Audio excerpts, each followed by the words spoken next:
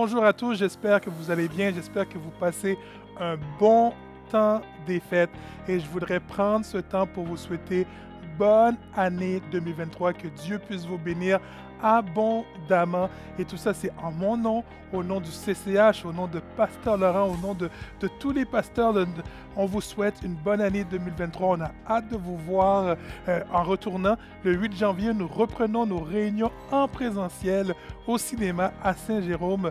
Donc, si vous êtes des amis du CCH, venez nous visiter.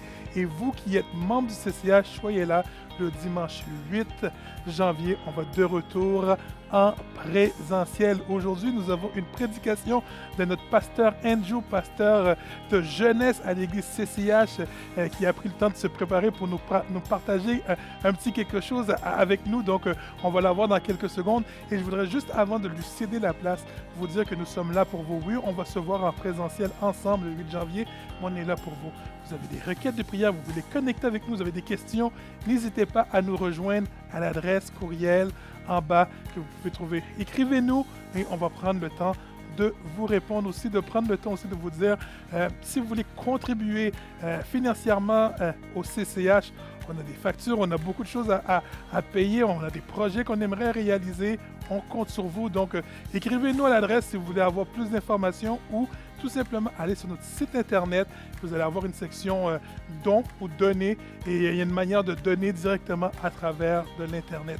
Donc, sur ce, passez une bonne journée et soyez bénis avec ce que notre pasteur Andrew a préparé pour vous. Et on se voit dimanche ensemble en présentiel. Soyez bénis.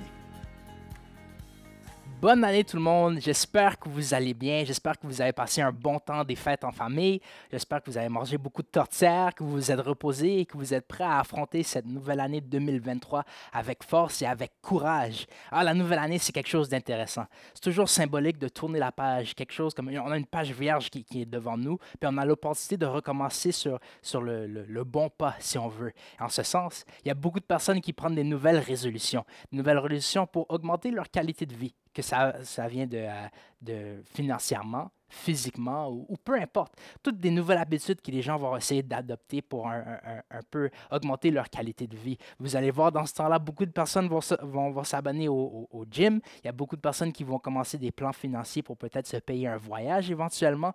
Toutes des choses que les gens vont faire pour un peu se donner le plus possible d'avantages pour cette nouvelle année. Et je suis sûr que plusieurs d'entre vous ici, vous avez déjà fait vos résolutions pour cette année-là. Peut-être vous avez évalué l'année dernière, vous avez vu qu'est-ce qui a bien été, puis qu'est-ce qui a moins bien été. Vous avez essayé d'évaluer comment est-ce qu'on peut procéder. Comment est-ce que tu peux procéder dans cette nouvelle année pour faire en sorte que tu apprennes de tes erreurs et qu'arrivé en 2024, tu es quelqu'un de meilleur que tu étais en 2023. Mais peut-être que tu as une résolution en ce moment, peut-être que tu n'en as pas, peut-être que tu l'as déjà abandonné, comme qu'on voit plusieurs personnes faire après une couple de jours. Mais peu importe, ce message aujourd'hui s'adresse pour toi. Parce que oui, on parle de secteur financier, de secteur physique quand ça vient à toutes ces nouvelles habitudes, ces nouvelles résolutions. Mais spirituellement, est-ce que vous avez une résolution pour vous-même? Est-ce que vous voulez amener un meilleur niveau de spiritualité dans votre vie cette année en 2023? Est-ce que vous désirez être plus proche de Dieu cette année? Est-ce que vous désirez le voir plus à l'œuvre dans votre vie? De toutes les sphères que je viens de mentionner, je pense que le sphère spirituel, c'est qu'est-ce qui est primordial, c'est qu'est-ce qui devrait passer en premier lieu.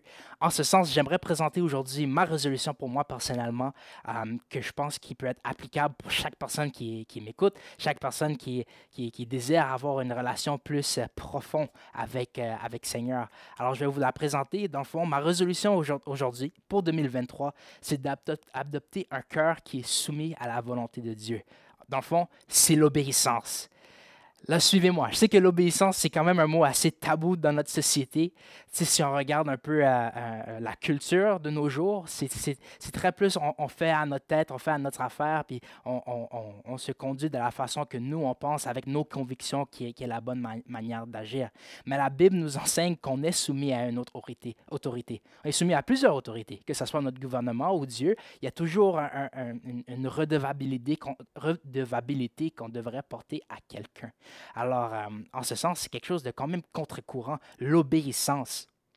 Mais aujourd'hui, le message, oui, il est sérieux, mais aussi il est là pour vous libérer. Il est là pour vous amener une perspective fraîche sur l'obéissance, une perspective fraîche sur la soumission à Dieu. Et si vous voulez vraiment voir Dieu œuvrer dans votre vie en 2023, je vous promets que ce message va être pertinent pour vous. Alors, si je pourrais débuter avec quelque chose, ce serait par rapport à un de mes intérêts personnels. Moi, je suis un grand amateur de films. Un grand amateur de films. Et un de mes séries de films préférés, c'est surtout Rocky. Pour ceux qui ne connaissent pas, Rocky, c'est un drame sportif un peu qui suit l'histoire d'un boxeur américain qui traverse son cheminement dans sa carrière. Mais qu'est-ce qui est particulier à propos de Rocky, c'est que c'est vraiment une histoire de underdog.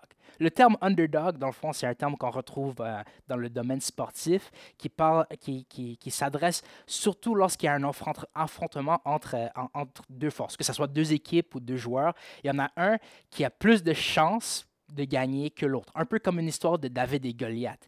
Et l'underdog, c'est celui que les gens présument à le moins d'opportunités de gagner le combat. Tout comme David et Goliath, on peut constater que Goliath, avec toute sa force, toute son expérience, il était considéré comme le favori d'emporter ce combat-là. Mais David, lui, à cause de sa jeunesse et sa taille, eh bien, lui, c'était le underdog. C'était pas quelqu'un qu'on pensait allait gagner. Et évidemment, on connaît la suite. C'est lui qui a été le vainqueur. Rocky, c'est la même chose. Pendant toute sa vie, c'était un underdog. Puis je ne veux pas vous gâcher les histoires. Si ça vous intéresse, allez écouter les films vous-même. Mais pendant tous ces films, je pense qu'il y en a 5, il y a une deuxième suite aussi, vous pouvez toujours voir cet aspect de underdog qui se présente. Rocky, il fait face à des adversaires qui sont plus forts que lui, avec plus de prestige que lui, plus d'expérience, plus d'argent, plus de toute cette dimension de boxe était plus acquis pour lui, pour eux, que pour Rocky. Mais quand même, qu'est-ce qui rend cette série intéressante, c'est que même avec toutes les cartes qui sont contre lui, Rocky arrive quand même à démontrer une résistance contre ses adversaires. Qu'est-ce que je trouve intéressant avec la Bible également, c'est qu'il y a un narratif de underdog qui perdure sur tout le canon biblique. Je peux vous donner des exemples. Il y a Jacob, le deuxième des jumeaux, que lui, finalement, c'est lui qui a réussi à avoir l'héritage. Il y a Gideon, le plus petit membre du plus petit clan d'Israël, qui a réussi de libérer le peuple de l'oppression. Il y a David lui-même, qui était le dernier fils de son père. Il était un berger. Et tout de même, il a réussi à monter l'échelle jusqu'au point où est-ce qu'il était rendu le roi d'Israël, le plus fameux des rois d'Israël, si je peux le dire de cette manière-là. Et encore, qu'est-ce qui est surprenant, c'est que Jésus aussi, il y a un narratif d'underdog aussi qui s'applique ici. Vous voyez, Jésus, oui, il y avait toutes les qualifications, il y avait toute la sagesse, toute la force, la connaissance nécessaire pour faire qu'est-ce qu'il a fait. Mais quand même, il y a cette narrative d'underdog qui se tourne autour de Jésus aussi. Vous voyez, Jésus était le père de Jésus, le père adoptif de Jésus, était un charpentier. Et Jésus a grandi dans un quartier défavorisé. Nazareth, c'était considéré un peu comme le ghetto ou le hood, si on peut le dire. C'était pas genre la meilleure des places. Et une raison pourquoi que Jésus avait tant de mal avec les pharisiens, c'est parce que les pharisiens s'attendaient que le Messie soit quelqu'un qui arrive en splendeur, avec gloire, brillant, avec des épées, une armée, un char de guerre avec lui, quelque chose de vraiment époustouflant. Mais Jésus est venu humble. Jésus est venu humble et quand même, il a été capable de faire ce qu'il avait à faire. Alors, il y a toute cette narrative d'underdog qui se répète à travers de la Bible. Mais quelque chose qui est important, quelque chose qui peut être aperçu avec tous ces personnages que j'ai dit, c'est qu'ils ont un trait commun. Un trait commun. Si vous pouvez y réfléchir un peu, je vous laisse à ça. Mais je vais passer à quelque chose d'autre, premièrement. Juste pour vous montrer un petit contraste, j'aimerais parler du roi Saül. Lorsqu'on entend le nom Saül, on pense immédiatement à échec. On pense immédiatement à un mauvais roi. Pourtant, c'est quelqu'un qui a été choisi par Dieu. Si on peut lire un peu dans 1 Samuel, où est-ce que ça nous donne un bref résumé de c'était qui avant son trône, je vais vous la lire. Alors, c'est 1 Samuel 9, verset 1, ça dit « Il y avait un homme de Benjamin nommé Kis, fils d'Abiel, fils de Tseror, fils de Bécorath, fils d'Apiach, fils d'un Benjamite. C'était un homme fort et vaillant. » verset 2. Il avait un fils du nom de Saül, jeune et beau, plus beau qu'aucun des enfants d'Israël, et les dépassant toutes de la tête. Alors ici, on peut apercevoir quoi? Que Saül, lui, il avait tous les prérequis nécessaires. Il avait tout ce qu'il fallait. Il avait tout le prestige nécessaire pour être le roi d'Israël. Dans le fond, si on était pour passer au vote, Saül aurait sûrement été celui qui aurait été choisi par le vote public. Il avait tout ce qu'il fallait. Il était né dans une famille riche, il était grand, il était beau, il paraissait bien. Il y avait tout ce qu'il fallait. Par contre, il lui manquait une chose. Et cette seule chose, c'est qu'est-ce que les autres personnages on vient juste de mentionner, eux, ils l'avaient. Mais Saül, lui, il ne l'avait pas. C'était quoi cette affaire-là? Dans le fond, qu'est-ce que Saül manquait? C'était un cœur qui était soumis à Dieu. Saül ne l'avait pas. Et à cause de sa désobéissance, à cause de son entêtement, le royaume lui a été enlevé. Laissez-moi juste vous expliquer une histoire de comment que ça s'est procédé. Dans le fond, à un moment donné, pendant son règne, Saül il reçoit des directives de Dieu comme quoi qu'il devait aller dans un pays environnant pour livrer la guerre. Et dans le fond, ça va paraître un peu graphique, mais qu'est-ce que Dieu avait ordonné à Saül, c'est de tuer les hommes, les femmes, les enfants, le bétail, de tout raser. Dans le fond, juste de passer la tondeuse sur ce pays-là. Et c'est ça, juste de vraiment les raser et de ne pas laisser des miettes. Alors Saül, lui, il a pris son armée, il a pris qu'est-ce qu'il avait, ses chevaux, ses épées, puis il est parti livrer la guerre. Et en effet, il a tué les hommes, il a tué les femmes, il a tué les enfants, mais il a gardé quelques brebis, quelques animaux, et il a gardé également le roi de ce pays-là. Alors, il avait obéi à moitié. Il avait obéi à moitié. Il avait gardé le meilleur butin pour lui-même, ainsi que le roi de ce pays-là en chaîne, un peu comme trophée pour lui-même. Alors, c'est une obéissance partielle.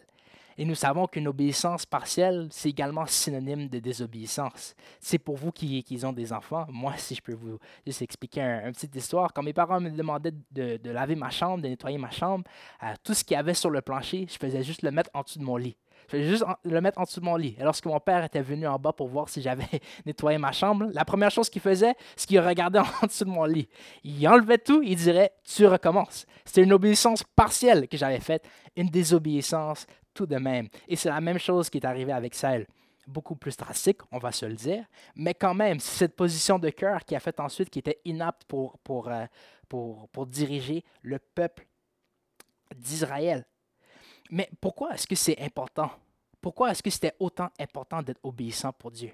Vous voyez, Dieu, on le connaît comme quelqu'un de souverain, on connaît comme quelqu'un qui peut tout faire, omniprésent, omnipotent, il peut tout faire, il peut être à chaque place quand qu'il veut. Il pourrait tout faire tout seul. Oui, c'est vrai, mais ce n'est pas la façon dont Dieu fonctionne. Dieu, ce n'est pas un dictateur, Dieu, c'est un Dieu collaboratif. Il pourrait faire tout seul, mais il veut faire avec nous. C'est pour ça qu'on a le libre arbitre. C'est pour ça qu'on a le choix. Nous avons le choix de faire ce qui lui plaît. Nous avons le choix de se diriger vers lui, de s'abandonner à lui et s'abandonner à son plan. Dieu, il pourrait faire toutes ses affaires tout seul, mais il décide de nous utiliser et resplendir sa gloire à travers de nous. Alors, ça fait du sens pourquoi que Saül n'a pas pu être utilisé. Il était plus soumis, il avait son cœur obéissant n'existait plus. Si je pourrais juste avancer la ligne de temps biblique jusqu'à la naissance de Jésus, j'aimerais parler un peu de Joseph et Marie. Je pense que ça tombe bien, on vient juste de sortir d'un temps des fêtes. Et je pense qu'en ce moment, Joseph, c'est sûrement mon personnage biblique préféré en ce moment. Pourquoi?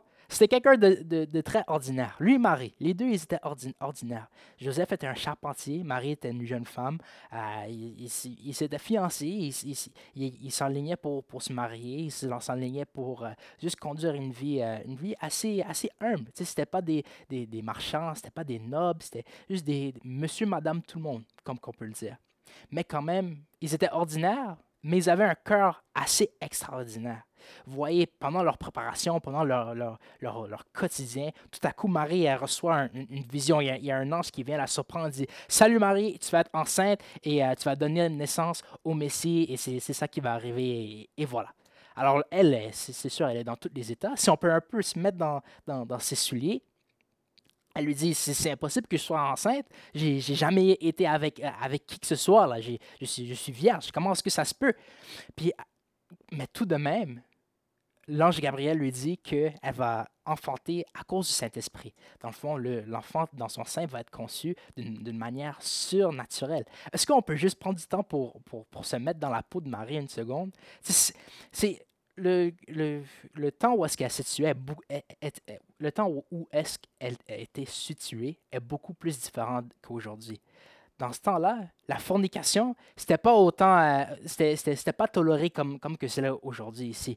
Dans le fond, sa vie était en danger. Là. Si quelqu'un l'attrapait dans une débauche de ce niveau-là, elle aurait pu se faire lapider très facilement. Deuxièmement, elle était fiancée à quelqu'un. Qu'est-ce qu'elle allait dire à Joseph, justement? Moi, je vous conseillerais pas là, d'aller dire à votre conjoint, « Ah, salut chérie, moi je suis enceinte, mais t'inquiète, c'est le Saint-Esprit. » Je pense pas que la conversation allait se dérouler autant bien que vous le pensez. Mais tout de même, la réaction de Marie est quelque chose de noble. La réaction de Marie est quelque chose qui me surprend. Elle dit, peu importe ce qui arrive, que la volonté de Dieu soit faite. En d'autres mots, c'est ça qu'elle lui dit. Et si on peut un peu regarder à Joseph aussi, après qu'il apprend toute cette histoire-là, de comment elle a été, le bébé qu'elle a est conçu par le Saint-Esprit, lui, il est tout confus, il ne sait pas qu'est-ce qui se passe. Puis finalement, l'ange Gabriel vient lui visiter en rêve aussi, puis il dit, écoute, elle te ment pas, elle te dit la vérité. C'est vraiment le Saint-Esprit qui arrive. Puis, écoute, c'est un enfant génial qui va arriver, c'est le Messie, c'est lui qui va pouvoir régénérer le peuple et tout cela. Puis là encore, lui, il connaît aussi tout le bagage, tout l'aspect culturel qui s'attache à cela, puis toutes les difficultés qu'ils vont devoir affronter ensemble. Lui aussi, il se soumet immédiatement à la volonté de Dieu et dit, Seigneur, que ta volonté soit faite ici. Tu ne les vois jamais se plaindre, mais au contraire, tu vois que malgré leurs circonstances difficiles, ils sont soumis et la volonté de Dieu s'accomplit à travers eux. Et voilà pourquoi ils ont été choisis. Vous voyez, comme vous le savez, on vient juste de passer Noël, on sait qu'est-ce qui est arrivé avec la naissance de Jésus. Éventuellement, il y a le roi Hérode qui donne une loi comme quoi qu'il fallait tuer tous les bébés en dessous de 2 ans. Et avec cette ordonnance-là, l'ange Gabriel revient à Joseph dans un rêve et dit, « Hey, il y a quelqu'un qui veut venir tuer ton enfant, tu dois partir immédiatement. » Immédiatement, on le voit encore, ce cœur soumis qui dit, « OK, bon, on se lève immédiatement, puis on y va. » Tu sais, dans la vie chrétienne, des fois, oui, ça nous arrive d'obéir, mais des fois, c'est avec peine et misère. Tu sais, on n'arrive pas à obéir instantanément. On essaie de s'assiner. Moi, je peux être le premier à le dire quand le Seigneur met quelque chose sur mon cœur, puis je sens un peu cette conviction que je devrais faire quelque chose. Ça me prend du temps. Ça me prend du temps vraiment pour me soumettre à ça. Mais avec Joseph et Marie, tu les vois immédiatement se lever et faire ce qu'ils ont à faire. Et c'est pour ça qu'ils ont été choisis pour la plus grande tâche jusqu'à date, d'élever Jésus. Alors, qu'en est-il pour nous? Qu'en est-il pour nous à ce sujet-là? Quand je pense à toutes ces personnes-là que je viens de nommer, quand je pense à David, quand je pense à Joseph, Marie, et même à Saül, quand je pense à d'autres personnes, mes parents, qui ont tous eu des cheminements avec Dieu un peu différents, quelque chose que je peux constater, c'est une phrase. Dans le fond, ça résume tout le message d'aujourd'hui. Je vais vous la présenter. Dieu peut seulement nous utiliser à la mesure qu'on est prêt à être soumis à lui. Dieu peut seulement nous utiliser à la mesure qu'on est prêt à l'obéir. Dieu ne cherche pas la personne la plus qualifiée. Il ne cherche pas celui avec le doctorat. Il ne cherche pas celui avec le charisme, avec le beau visage, avec la forme, avec l'argent. Ce n'est pas ça qu'il cherche. Il cherche un cœur qui est prêt à lui servir. Un cœur qui veut. Un cœur qui veut être soumis à lui. Juste regardons l'histoire de David.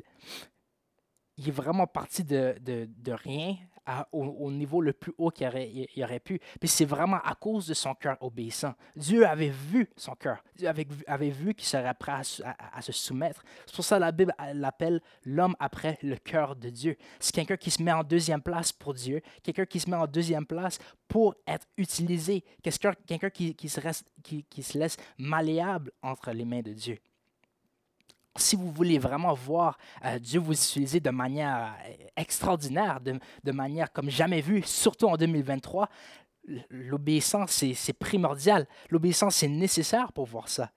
Mais j'aimerais juste faire une petite pause parce que j'ai l'impression peut-être que mon message peut paraître comme si l'obéissance, c'est un peu un choix. Comme si on peut décider d'être utilisé par Dieu ou on peut décider de juste venir le dimanche matin et juste de continuer notre vie comme qu'on l'aurait voulu. Mais c'est faux. L'obéissance, c'est pas un choix, c'est une obligation. En tant que chrétien, on est appelé à porter du fruit. On est appelé à resplendir. On est appelé à faire des bonnes œuvres. On est appelé à appliquer qu'est-ce qu'on entend, appliquer qu'est-ce qu'on lit. On est appelé à croître, à persévérer là-dedans. C'est ça qu'on est appelé à faire. En tant que chrétien, on est appelé à devenir de plus en plus comme Jésus de jour en jour. Et ne pas rester passif, mais de rester agressif pour lui. Juste regardez les nouvelles aujourd'hui. Si vous regardez sur SCN ou sur TikTok, sur YouTube, sur Twitter, vous voyez que les gens sont perdus. Les gens, ils sont brisés, les gens sont malades, ils sont déprimés, ils ont besoin d'une lumière, ils ont besoin de la direction, ils ont besoin de Jésus dans leur vie. Et oui, c'est très beau de prier. Ah, je prie que le Seigneur te rencontre. Je prie que le Seigneur fait quelque chose pour toi. Je prie que le Seigneur arrange le système scolaire. C'est très bien de faire ça. Mais comme que je viens de le dire, Dieu est un Dieu collaboratif. Si on ne bouge pas, si tu ne bouges pas de où tu es et tu n'agis pas dans ta secteur à toi, il n'y a rien qui va arriver. Il n'y a rien qui se produira. Dieu attend seulement des hommes, des femmes, des garçons, des filles qui sont prêts à dire « Moi, je suis là. Seigneur, utilise-moi. Envoie-moi où tu voudras. Et Seigneur, je ferai ta volonté. » C'est à ça qu'est-ce que Dieu cherche. Il ne cherche pas la personne avec 1 million de dollars. Toutes ces qualifications-là, ils viennent par la suite. C'est Dieu qui est en charge de tout. C'est Dieu qui a créé la terre. Toutes les ressources qu'on a, ça ne nous appartient même pas, ça appartient à lui. Nous, on a juste à apporter ce cœur de serviteur-là et Dieu enverra les ressources et enverra les capacités nécessaires pour faire ce que tu dois faire. Et j'aimerais juste amener un aperçu sur toute cette histoire de œuvre et porter du fruit. Et ça se trouve dans Jacques 2,14. « Mes frères, que sert-il à quelqu'un de dire qu'il a la foi s'il n'a pas les œuvres? La foi peut-elle le sauver? » Là, je vais juste faire une pause. Ce n'est pas le légalisme que je prêche ici, là. Du tout, du tout. Qu'est-ce que Jacques dit ici? C'est que si nous sommes réellement sauvés, si nous sommes réellement enfants de Dieu, si nous sommes réellement dévoués à la mission, notre vie devrait y ressembler. Une raison pourquoi j'adore notre Église, c'est à cause de notre mission de foi, notre mission statement, la dernière partie qui dit on est appelé à vivre d'une foi resplendissante, de briller d'une foi vive. C'est d'appliquer qu'est-ce qu'on entend au quotidien et de vraiment faire une différence. Alors, quand ça vient à nos œuvres, ça n'importe zéro pour notre salut. En effet, la Bible nous dit que nos bonnes œuvres sont comme des vêtements souillés aux yeux de Dieu. Là. Par rapport au salut, par rapport à notre position face à Dieu, qu'on on devient prédicateur, qu'on devient missionnaire ou quoi que ce soit, Dieu s'en fout de cela. Jésus a déjà payé tout ce qu'il fallait faire pour qu'on ait notre billet au ciel. Mais ce n'est pas à cause du salut. Dans le fond, si je peux juste le résumer dans une autre phrase assez simple, c'est pas « je fais des bonnes choses, alors je suis sauvé ». C'est « je suis sauvé, alors je fais des bonnes choses ». Dans le fond, les œuvres qu'on porte, l'amour qu'on déverse aux autres, c'est pas pour nous mettre en meilleure position et dire « voici Seigneur, est-ce que tu vas m'aimer mieux à cause que j'ai fait cela, à cause que j'ai donné ma dîme ?» Au contraire, qu'est-ce que ça veut dire? C'est un signe d'adoration envers Dieu. Il y avait un pasteur Ismaël Bachrache, qui avait donné cette analogie à une jeunesse à Monet. Il disait, moi je déteste faire la vaisselle, là, comme vraiment beaucoup, beaucoup. Et moi je le comprends. Mais avec ma femme, je me trouve déjà porté à faire la vaisselle. Je me trouve déjà porté à faire le lavage. Pas à cause que j'aime ça, mais à cause que j'aime ma femme. Et je pense que c'est la même chose pour nous. Si nous aimons réellement Dieu, si nous voulons vraiment lui démontrer une vie qui lui plaît, lui démontrer quelque chose, un beau sacrifice, c'est avec ces œuvres-là, c'est avec ces offrandes, c'est avec ce cœur qui dit « Seigneur, voici qu'est-ce que j'ai à donner, c'est ma vie, utilise-la comme que tu la voudras ». Et j'aimerais également aussi partager une autre analogie du prédicateur John Bevere, où il parle beaucoup du chemin étroit. Tu sais, on parle souvent de la vie chrétienne comme un chemin étroit où il y a peu de personnes qui vont réussir à la suivre. Et il dit, sur ce chemin-là, on a deux falaises, puis il faut faire attention de ne pas tomber dans les deux. Dans une falaise, il y a le légalisme que les pharisiens ont tombé, aussi beaucoup chrétiens ont tombé dans cette falaise-là. Et de l'autre côté, il y a le pacifisme. Il y a le pacifisme. Et la seule façon donc on peut rester sur le chemin étroit, c'est un, avec la crainte de Dieu, et deux, avec l'obéissance. Il faut rester malléable dans les mains de Dieu et de croître dans notre amour pour lui. Car Jésus l'a dit lui-même, « Si tu m'aimes, tu suivras mes commandements. » Ce n'est pas à propos d'avoir accès au paradis avec le nombre de bonnes œuvres qu'on fait, mais c'est plutôt juste en signe d'adoration et d'admiration pour Dieu qu'on le fait. Et là, en ce moment, j'aimerais juste vous lancer la balle ici. 2023, c'est une page vierge, une page blanche complètement. Et au lieu essayer de choisir qu'est-ce qu'on voudrait avoir de changement dans la société, de changement dans nos couples, dans nos familles, avec nos enfants, dans nos jobs, ça tombe sur toi. Qu'est-ce que tu peux faire pour changer? Qu'est-ce que tu peux faire pour faire une différence? Si tu as ce fardeau-là pour ton couple, si tu as ce fardeau-là pour ce colloque de travail, si tu as ce fardeau-là pour une certaine situation dans le monde, eh bien, qu'est-ce que tu attends pour bouger? Qu'est-ce que tu attends pour agir? Dieu aspire à trouver des femmes, des hommes, des garçons, des filles qui sont prêts à faire son œuvre.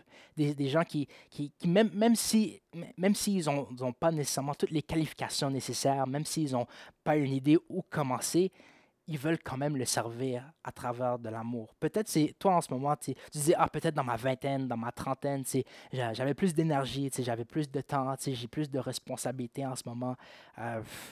C'est un peu difficile. Ou peut-être encore même, tu es un jeune qui dit, j'ai encore du temps. Dans ma vingtaine, dans ma trentaine, dans ma quarantaine, je vais pouvoir obéir Dieu plus facilement, j'aurai plus d'argent ou quoi que ce soit. Mais c'est faux. C'est faux. Parce que là où tu es en ce moment, là où tu es, c'est où est-ce que Jésus veut que tu sois et c'est là où est-ce que tu peux avoir un impact dans ton quotidien. Où est-ce que tu es en ce moment? C'est toi qui peux faire la différence. C'est toi qui peux être comme Jésus pour les autres. Vous voulez voir un changement dans la société? Vous voulez voir un changement au Québec? Vous voulez voir des âmes venir au Seigneur? Ça commence par vous. Ça commence au travers de vous. Alors, je vous encourage. 2023, c'est une année qui s'annonce très bien. C'est une annonce parce qu'il va y avoir des aventures. Oui, ça se peut qu'il y ait des obstacles. Il va y avoir des obstacles. Mais certainement, il va y avoir des victoires. Et de la façon qu'on doit y procéder en tant que famille, en tant qu'Église, en tant que communauté, c'est qu'on doit aller de l'avant. On doit aller de l'avant avec force et courage et dire, Seigneur, nous, on y va pour toi. On y va pour toi, ton royaume, Seigneur, puis on y va pour amener plus d'âmes envers toi. Parce que ça commence à travers nous. Puis l'œuvre de Dieu se fait à travers nous. Et la gloire de Dieu se révélera à travers de nous. Laissez-moi juste prier pour vous avant qu'on termine pour ce soir. Et si c'est vraiment votre fardeau, si c'est vraiment votre désir de voir un changement dans votre vie, de voir un changement dans les vies de ceux que vous aimez autour de vous, ou même de voir un changement dans quelque part dans le monde où est-ce que vous voyez, ça c'est une situation qui a besoin d'être réglée, ben laissez-moi prier pour vous. Seigneur Dieu, je te remercie pour chaque personne qui est qui écoute cette vidéo en ce moment, Seigneur. Tu connais chaque situation, tu connais chaque fardeau, Seigneur. Tu connais chaque situation dans laquelle la personne se trouve. Et je prie pour chaque personne qui désire t'obéir, Seigneur, qui désire se soumettre à toi, Seigneur. Je prie que tu puisses amener ton Saint-Esprit et amener cette direction, cette conviction, Seigneur, cette inclination vers toi, Seigneur, cette inclination de faire qu'est-ce que tu veux, Seigneur, de se placer en deuxième place, Seigneur, et vraiment permettre ta gloire de se répandre à travers de eux, Seigneur. Je te remercie parce que tu es un Dieu collaboratif, Seigneur. Tu pourrais très facilement tout faire cela sans nous, mais tu désires de le faire avec nous, Seigneur. Merci pour cela. C'est un privilège qu'on a d'être ton serviteur, Seigneur. C'est un privilège d'être utilisé par toi, Seigneur. Et je prie qu'avec chaque personne qui écoute cela, Seigneur, ils peuvent faire une différence, Seigneur. Ils peuvent se prendre confiance, Seigneur, et dire, oui, moi je suis là, Seigneur, et je veux te servir, je veux t'obéir, Seigneur. Envoie-moi, je suis présent. Seigneur, je prie pour cela, pour moi personnellement, Seigneur. Je prie cela pour chaque personne ici, Seigneur. Que 2023 peut être une année de victoire, Seigneur, une année de conquête, Seigneur, pour ton royaume, Seigneur. Et qu'à la fin de cette année-là, Seigneur, ton royaume peut grandir de façon exponentielle, Seigneur. Dans ton Seigneur, je te prie. Amen. Sur ce, passez une bonne journée et on se revoit la semaine prochaine. Au revoir.